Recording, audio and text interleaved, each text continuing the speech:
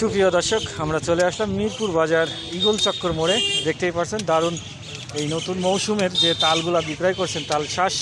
এই তাল শ্বাস প্রত্যেক বছরে বেচা কেনা করে থাকে। সেই তুলনা অনুযায়ী আজকে দেখছি চোখে নতুন মিরপুর বাজারে। আসলে অবশ্যই এই খাদ্যটি ন্যাচারাল খাদ্য, পুষ্টিকর খাদ্য।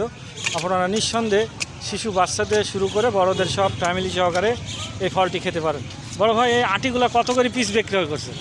বেশি 3 আটি বেশি 20 টাকা, বুঝছেন? একতাল 20 টাকা বেশি।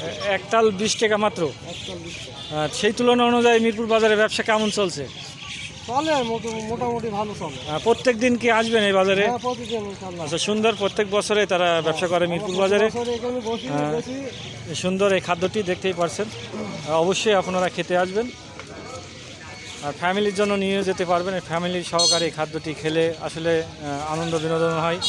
নতুন মৌসুমের যে ফল, এই গরমে এই তাল শ্বাস খেলে আসলে গরম কেটে যায়। দারুণ এই খাদ্যটি।